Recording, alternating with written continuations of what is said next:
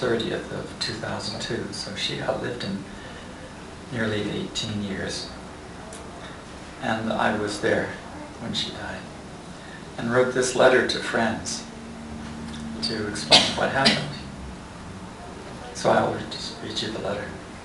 Dear friends, I've returned from my last visit with my mother. Her energy moved from the present to the ever-present around 9 a.m. Saturday, March 30th.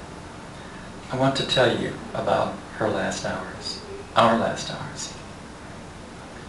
Sunset Friday evening had been muted by haze. Mother had been unable to communicate Thursday and had been asleep all day Friday. Every breath required all the strength she had. That afternoon, the hospice nurse had told me 12 to 24 hours. Late that night, about 2:30, I got up to give Mother some medicine to ease her labored breathing. As I collapsed back into bed, the sky lit up with lightning. Thunder rocked through the hills. When I woke at 7:30, the house was shrouded with a drifting mist. Mom's breathing was a slow series of deep gasps. At 10 minutes till 9, I stood at the foot of her bed and told her that there was nothing more for her to do, that she could go. I told her I loved her, appreciated all she had done for us, and that I released her. I don't remember if I reminded her again, as I had so often in the days preceding, to head for the light, saying there would be help available if she asked for it, that she was always safe. As I finished speaking to her, I felt unfinished and needed to leave the room for the releasing to be full, complete, and credible. I left and took a quick shower. By the time I returned, maybe 15 minutes later, she was gone. I called, and about an hour later the hospice nurse arrived, confirmed Mom had died, and arranged her so she looked comfortable in the bed. Throughout the rest of the day, full of telephone calls to family and friends, Mom and I kept to our tasks.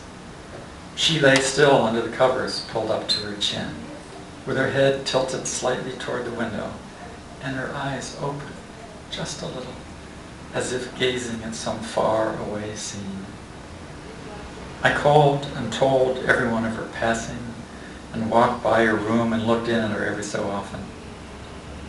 Saturday night, I lit a candle and placed it on her dressing table. Sunday morning, Easter morning, I blew it out, and 2 men in suits came for her, wrapped her gently, and took her away. Thank you for your thoughts and prayers. Your support has been indispensable for Mother and for all of us.